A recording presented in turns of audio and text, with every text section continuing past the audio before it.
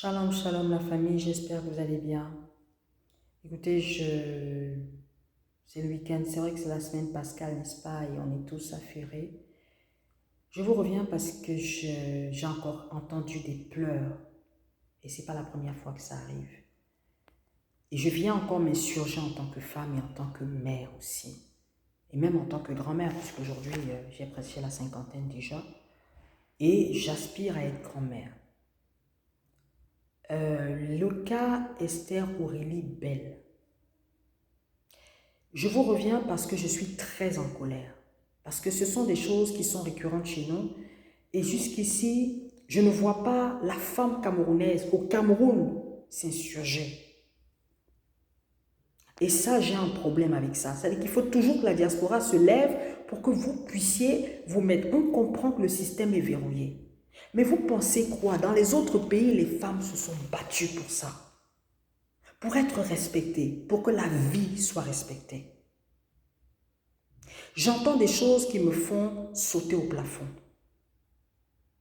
Dans un pays normal, une femme qui est enceinte est considérée par la loi comme future maman dès la fin du premier trimestre. C'est-à-dire quoi? La médecine juge que le premier trimestre étant risqué, c'est-à-dire qu'il peut avoir une interruption de grossesse à tout moment, estime que c'est à partir du 4e mois qu'on peut estimer qu'une femme est véritablement enceinte. Ça veut dire que la notion de fœtus change. On parle de viabilité d'un futur bébé. Ok? Donc ça, c'est dans les nations où les femmes se sont battues pour avoir leurs droits. Et à partir de ce moment, l'État reconnaît que vous êtes enceinte et vous accompagne tout au long de votre grossesse. Parce qu'on sait que vous participez au développement du pays, vous participez au développement économique du pays. Donc, vous êtes précieuse aux yeux de l'État. L'État a le devoir de vous protéger, de veiller sur vous. Ça, c'est dans les pays où on a des normes qui sont assises. Et quand vous accouchez, parce que ça m'est arrivé d'accoucher d'un mort-né, quand vous accouchez, que vous ayez accouché d'un mort-né ou que vous ayez accouché d'un enfant viable, on vous accompagne encore. Vous savez, quand une femme est enceinte, elle a un lien avec son enfant. Selon l'âge de la grossesse, elle a un lien avec l'enfant. Et ce lien fait que elle a déjà en tête que son enfant va arriver. Ce n'est pas quand l'enfant naît qu'elle a le lien avec l'enfant. Elle a le lien avec l'enfant. Dès la conception de l'enfant, elle est déjà en lien avec son enfant. Donc, elle a le droit de voir soit son enfant vivant, soit son enfant mort. Elle a le droit. Parce que ça fait partie désormais de sa réalité. Donc, ce qui se passe, c'est quoi? Cette jeune fille se retrouve sans enfant. Et j'entends parler de fœtus après 8 mois et demi. On ne peut plus parler de fœtus à 8 mois et demi. Pour un directeur d'hôpital, c'est juste impensable de penser de cette manière. Il y a un problème. Ce n'est pas la première femme qui se plaint de ce genre de situation. Cette maman-là, revenons sur cette jeune fille. Cette maman avait une grossesse. Elle est arrivée à l'hôpital. Déjà, je n'ai pas compris pourquoi elle se retrouve dans le coma. Je n'ai pas compris. Qu'est-ce qui s'est passé pour qu'elle se retrouve dans le coma? Ok? Bon. Soit. Elle sort du coma. On ne lui présente pas son enfant. On lui annonce que son enfant est décédé. Bien-aimés, je vous demande de vous asseoir et de penser. Si vous étiez à la place de cette femme, mettez-vous même ne fût-ce qu'une seule seconde. Cette femme a été enceinte pendant 8 mois et demi. Elle a connu ce que c'est que les nausées. Elle a connu ce que c'est que les insomnies dès le 6e et le 7e mois. Elle a connu le moment où les choses où le ventre se déforme parce que l'enfant se déploie dans le ventre. Elle a connu les coups de pied dans son ventre. Donc, elle a eu une relation avec son enfant. Elle a senti son enfant vibrer dans son corps, bouger dans son corps. Elle a communiqué. Parfois, l'enfant vous donne des coups de pied. Vous sentez la vie dans votre ventre. Et on vous dit du jour au lendemain, quand on a enlevé votre enfant, ce que vous avez partagé, vous étiez seul, vous vous sentiez comme la femme la plus importante au monde, on vous dit du jour au lendemain que non, ça là, c'est fini. Pire encore, on estime que cet enfant est un fœtus et on l'a mis je ne sais pas où. Est-ce que vous pouvez imaginer le traumatisme que ça représente pour une maman? Est-ce que vous pouvez imaginer ça? Maintenant, je vous pose une question. Quand on vous dit ici le 8 mars, n'allez pas porter les pagnes. Quand on vous dit ici le 8 mars, n'allez pas soulever. Voilà les problèmes que vous devez soulever le 8 mars. La femme camerounaise a le droit d'être protégée, elle et son enfant. Voilà les problèmes que vous devez soulever ici, là, pour que le 8 mars, des lois, des dispositions soient prises pour vous protéger, vous et vos enfants. Ce n'est pas la première qui pleure, c'est la Xème qui pleure. Mais si vous ne vous levez pas, qui va se lever? Si vous ne vous levez pas vous-même au Cameroun, qui va se lever pour aller se battre pour vous? Vous pensez que nous, on peut faire quelque chose ici de la diaspora? On fait ce qu'on peut. Mais si sur place, vous-même, vous ne vous battez pas pour changer les choses. Vos femmes ministres sont arrivées ici, là, dans les pays des Blancs. Elles ont accouché. Elles ont vu comment on recevait les femmes enceintes. Elles ont vu comment on les traitait. Elles sont arrivées chez elles. Elles n'étaient pas capables de refaire la même chose chez elles. Elles n'étaient pas capables. Alors qu'elles ont vu comment on traitait la femme dans les autres pays. Aujourd'hui, je m'interpelle, je m'insurge et je dis, parce que l'indignation doit être collective. Toute maman qui a connu la vie, toute maman qui a connu ce que c'est qu'avoir un enfant qui est mort-né. Le deuil commence à partir du moment où tu vois le corps de ton enfant. Tant que tu n'as pas vu le corps, je ne vous ai pas demandé d'aller chercher un corps dans les congélateurs pour venir donner à l'enfant des gens. Si son enfant est vivant, donnez-lui son enfant vivant. C'est de ça qu'il s'agit. Aucune maman ne peut faire le deuil sans avoir vu le corps de son enfant. Aucune. Parce que la maman a cet instinct naturel qui fait qu'elle voit toujours les choses, même dans l'adversité la plus coriace. Elle trouvera le moyen de s'accrocher à quelque chose pour tenir bon. Donc si cet enfant est vivant, je demande aux autorités camerounaises de faire le nécessaire. Mais pour moi, la première personne qui doit payer le prix, c'est le directeur de la cantine. Il doit sauter immédiatement pour un... C'est-à-dire que ce n'est pas possible qu'on ait ça. Ce n'est pas possible que vous ayez ce genre de situation. C'est inconcevable. Et j'espère que les femmes camerounaises vont désormais comprendre que le 8 mars, ce n'est pas pour mettre le pagne, c'est pour ce genre de situation.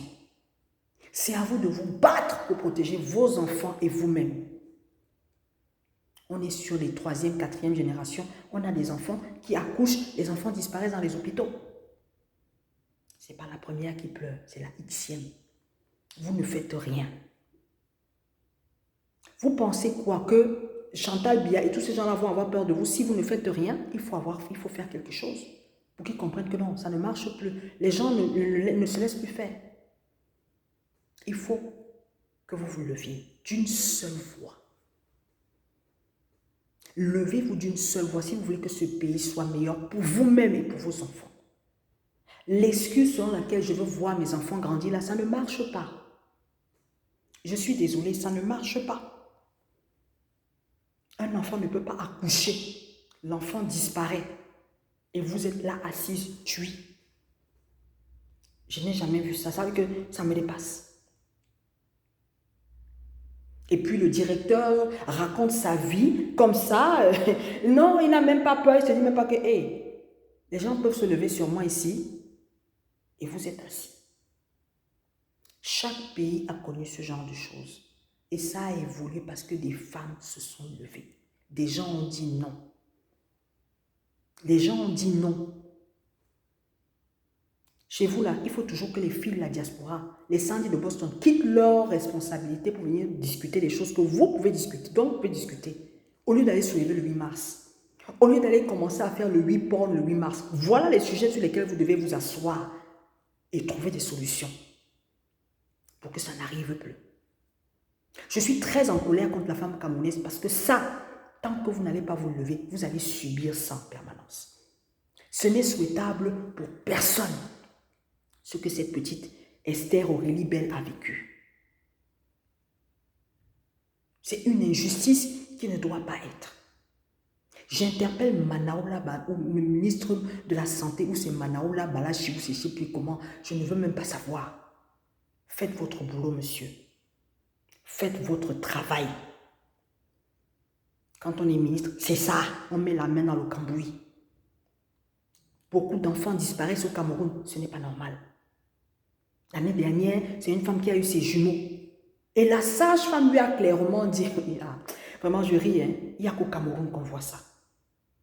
La sage-femme lui dit, vous avez eu des jumeaux, si on vous prend un enfant et puis on donne à quelqu'un, ça fait quoi? Ce n'est pas toi qui as porté 9 mois. Ce n'est pas toi qui as tissé le lien avec l'enfant là dans le ventre pendant 9 mois. Tu peux parler. La souffrance que cette femme vivra toute sa vie, tu ne pourras pas remplacer ça. Au nom de cette souffrance, je m'insurge. Une maman qui accouche doit voir son enfant. Une maman qui accouche doit voir son enfant. Vous ne pouvez pas vous lever et décider de la vie des gens comme bon vous semble. Non. Oui, c'est malheureux, il y a des femmes qui n'arrivent pas à avoir d'enfants. À ce moment-là, on trouve des compromis, on essaie de trouver des solutions pour aider ces femmes qui n'ont pas d'enfants à avoir des enfants, mais dans la légalité la plus complète, qu'il n'y ait pas de souffrance. Que ce soit le choix de la maman de donner son enfant. Et non on le lui impose comme ça de manière naturelle. Non, comme tu as eu des jumeaux, tu peux donner un enfant. Ok. Donc, elle a porté l'enfant là 9 mois. Avoir son lien, savoir que je vais avoir mon enfant. Nous, les femmes qui sont, nos esprits là, ça tourne. Tu sais, que tu vas avoir ton enfant, on te dit que non. Quand tu viens chercher ton enfant, on te dit que non, c'est pas ton enfant. C'est l'enfant de quelqu'un d'autre. Comment? C'est moi qui ai porté. Comment tu peux me dire que c'est l'enfant de quelqu'un d'autre? Ça se passe tous les jours au Cameroun. C'est une violation de droit. Ça se passe tous les jours au Cameroun. C'est une violation de droit. Vous n'avez pas le droit de traiter la femme de cette manière. Vous n'avez pas le droit d'enlever à une maman son enfant, son espoir, sa descendance. Qui plus est, cette jeune fille a 37 ans, c'est pas sûr qu'elle aura encore un deuxième enfant. Vous lui prenez cet enfant, sa raison de vivre, celle pour laquelle elle s'est déjà fondée une vie, elle a déjà pensé sa vie avec cet enfant. Vous venez lui prendre ça. Et moi, ce que j'entends, c'est le placenta. Ce n'est pas le placenta qui va dire si l'enfant est mort ou vivant. Je suis désolée. On veut voir l'enfant. Vos histoires où vous êtes allé jeter l'enfant, je ne sais pas où, ça c'est votre affaire. Nous, on veut voir l'enfant. On veut voir l'enfant. Chaque femme qui porte la vie a le droit de voir son enfant. De voir l'expression du visage de son enfant, celui avec qui elle a eu un lien durant 9 mois dans son ventre. Vous êtes devenus quoi? Vous n'êtes plus des humains? Vous êtes devenus quoi? Notre pays devient quoi? Pourquoi faut-il que ce soit toujours le Cameroun qui soit la risée du monde entier? Je demande que justice soit faite, que cet enfant soit rendu à sa maman. Je demande au nom de toutes les mamans, je demande à toutes les mamans camerounaises de se sentir concernées par ce problème. Parce que ce problème-là, si vous ne vous levez pas, on va toujours continuer à avoir les mêmes pleurs. On va continuer à avoir les mêmes pleurs. C'en est assez. C'en est assez. Je dis non. Je dis que justice soit faite. Que cette maman retrouve son enfant. Donnez-lui, rendez-lui son enfant. Monsieur Manaou, c'est Manaou Damalachi, je ne sais même plus comment on prononce le nom-là. Monsieur le ministre de la Santé, faites votre travail. Trop, c'est trop. Trop, c'est trop. On ne peut pas continuer comme ça. Il arrive un moment où ça dépasse la limite. Rendez-lui son enfant. Rendez-lui son enfant. On s'en fout de vos explications là. C'est-à-dire qu'on ne veut même plus savoir. Rendez-lui son enfant. Rendez-lui son enfant. C'est abusé. Vous êtes en train de tuer une femme. Vous êtes en train de faire d'une femme quelque chose. Non. Est-ce que cette souffrance, vous pouvez imaginer la souffrance de cette femme? Allez demander à une maman qui a perdu son enfant, qui n'a plus jamais revu son enfant. Est-ce qu'elle a pu faire le deuil de cet enfant? Non. Ça l'a bousillé de l'intérieur.